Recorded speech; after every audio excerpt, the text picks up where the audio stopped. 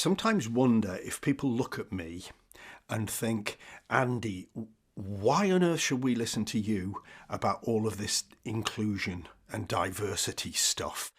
You are a man. You're white, you're middle-aged, middle class, university educated, straight, cis, etc., etc. And I understand that. But I don't worry about it anymore because, well, for three reasons. The first is because, unfortunately, in most of the organisations I work in, the people who have the power, the people at the top who make the decisions, who hold the purse strings, etc., still look pretty much like me. And so actually, I think that when I go in and talk about this stuff, unconsciously they have more of an affinity with me. It's unfortunate, but that's the way it is. And actually, they are more likely to take what I say seriously. It's unfortunate, but I think that that is still a powerful factor in trying to change organisations.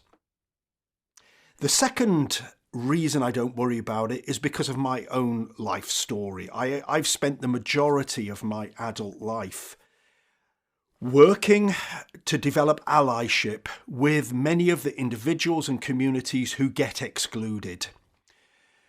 From my early days as an activist and campaigner, working with the big anti-apartheid campaigns, for example, with the miners, with many different faith communities, with miscarriage of justice cases, and I'm still indeed today working with the Justice for the Cardiff 5 campaign. And then my career in teaching, where I was an advocate for many, many young people, especially in pupil referral units and in SEN schools, where there are many, many barriers for those young people.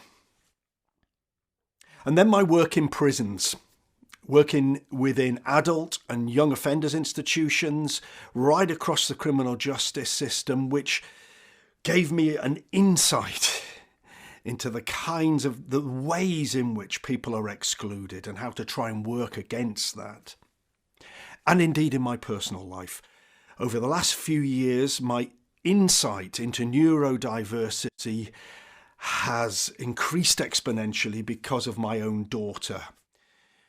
And I have been engaged in a battle to overcome many of the barriers that she faces, and have gained a real insight into how many people are just excluded from the traditional way that things are done.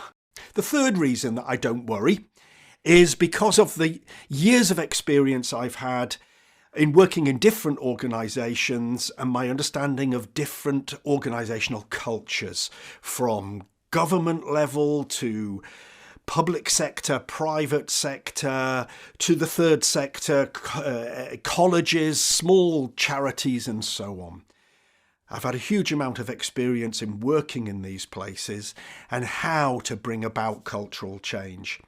So please do get hold of me. Let's have a conversation about how I might be able to help you.